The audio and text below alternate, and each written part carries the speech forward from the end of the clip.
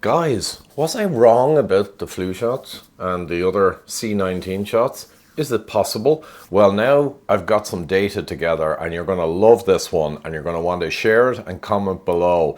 We have the data. Mathematically, it's quite simple and elegant, and it answers the question about those shots. So we'll get into the clear as crystal data around C19 and the pandemic shortly. But first, let's look at a CBS clip. Cheryl Atkinson's, the journalist in 2006, covered this paper I'm about to show you. They covered it extensively, but of course, no action was taken. Have a look. But no matter how they crunched the numbers, they got the same disappointing result. Flu shots had not reduced deaths among the elderly. It's not what health officials hope to find. NIH wouldn't let us interview the study's lead author, so we went to Boston and found the only co-author not employed by NIH, Dr. Tom Reichert. We realized that we had incendiary material. Dr. Reichert says they thought their study would prove vaccinations had helped. We were trying to do something mainstream, that's for sure. Were you surprised? Astonished. Did you check the data a couple of times to make sure? Well, even more than that, we've looked at other countries now, and the same is true. That study, soon to be published, finds the same poor results in Australia, France, Canada, and the UK. And other new research stokes the idea that decades of promoting flu shots in seniors and the billions spent haven't had the desired result. Of course they haven't had the desired result. It's pretty much the same for most of this class of drug. But in any case, here's the study, and it was 2005, and it was clear as crystal. So I'll just run you through it very briefly. So basically, you can see the black dots here. This is basically deaths per 100,000 from influenza from 1968 up to 2001 at the time. And here you can see the percentage on the right-hand axis, the percentage of people over 65 getting the shots. So the percentage who got the shots went up from around 10% all the way up to 65%, 2/3 were getting these magic shots. But what happened?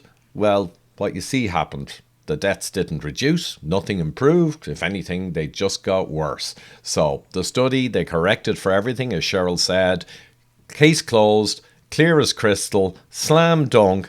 The shots are worse than useless or useless. One or the other. Pick your choice. So that's the flu done. Now, what about this other thing that started in 2020 and the veneration that was bestowed upon the magical mRNA, yada, yada, yada. This is from Bob's Cartoons, by the way. Please support him there on his website. He's done some fantastic work. So let's take a look. Dr. Claire Craig produced this graph simply from our world in data. Global cumulative deaths attributed to COVID. Attributed with PCR. But still, this is what we've got from the actual published data. And what happened from 2020, we got a rise, and it's going to be the worst in here because people are naive to the new problem and the elderly are all exposed. So the early year will be the worst. And then what would you expect to happen over the following year or so? Well, you'd expect it to wander on but level off as you get more and more community immunity, etc. You'd expect something like the blue line. A teenager with basic math or logic would know that this was what was going to happen. Now, what actually happened was a little bit worse than that. Okay, we won't read too much into that, but here's where the magic sauce came in and was rapidly deployed, particularly in the elderly, who are the only ones really affected by this problem. And as you can see, there was no positive response to the massive billions of people rollout. Nothing. What should have happened and would have happened without question, well, what happened was a little bit worse after the magic sauce was introduced, right? So this is a slam dunk. And as I say, a kid could understand this basic logic, right? So this is a case closed for the magic mRNA. Is and always will be.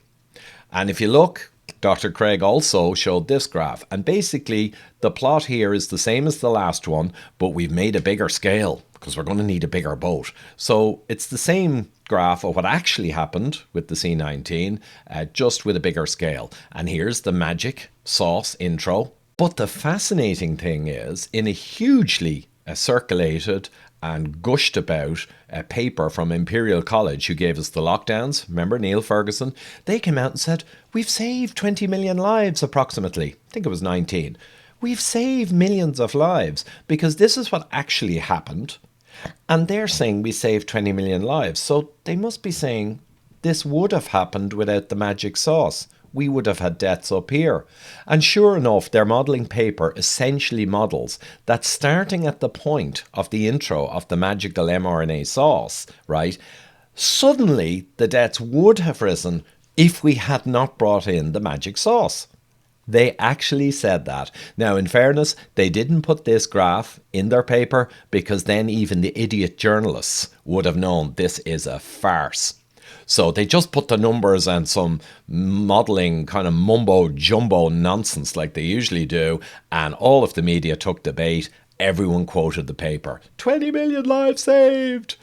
And it's clear to a teenager, to a young person, to a kid, that this is utter nonsense. So this is the blatant nature of the fraud that they push upon us and our media.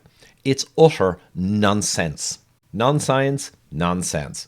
So now we have the answer on the C19 magic mRNA, and we also have the answer for the flu, and we could probably extend this to a lot of other similar magical potions in this drug class. I don't know, you be the judge. Well, there you have it, folks. Quite a simple case closed in the end, eh? And if you want to know more about critical thinking and become a critical thinking master, look no further than my new mini workshops online. So I have 3 at the moment that I'm actively running. Every few weeks I do another session of each, and the first one shown on the screen is critical thinking. So would you like to become a much more expert critical thinker, able to defend yourself much more successfully in conversations with friends and family and come across as convincing, data and logic based? Well, then this is the workshop for you. And we also do a full module within it on discussing difficult matters where friends or family may have been propagandized and have fallen for media nonsense, and how you communicate effectively. Many tools of psychology to effectively convert people, if you will, to logical critical thinking and thus improve your relationships and avoid pitfalls. So in any case, that's critical thinking. You get the 2.5 or so hours live with me and worked examples. And as for each workshop, follow up, I send out the full HD recording. You can see my big screen here. And it's HD, perfect sound, and also I send materials, worksheets, templates, and any other auxiliary materials you need. Very quickly, my other workshop is on mental strength and resilience, how to make yourself tough as nails in this challenging world. Again, it's 2.5 hours, worked examples, and 4 primary pillars of psychology. All the tools and templates that you can use to become far more strong with a far more powerful mindset in this world. And again, we'll be covering communication with other people who may have issues of this nature. So, want to get bulletproof mentally? This is the workshop for you. And finally, my third one at the moment is Weight Loss Masterclass. And that's got 4 key vectors in achieving successful weight loss: the practices, the nutrition, and importantly, the psychology. So I do a full module on the psychology of weight loss, which arguably is the most important part of successfully getting to your ideal weight, even more so than nutrition and some of the other elements. So I'm going to include, after running the last one, a new module for March 13th, when this one comes up again, on hormonal effects in preventing weight loss, particularly menopausal issues for women who are caught on a weight loss plateau, but also general hormonal effects and how to overcome these kind of headwinds when you're stuck at a less than desirable weight, shall we say. So they're the 3 workshops at the moment. I'll be adding more. All of them are 2.5 hours approximately live with me, worked examples, and all of the best science to make you effective in any particular area, and the HD recording sent out afterwards with multiple materials to bring home the learning. So let's try and fix the world together. Who else is going to do it?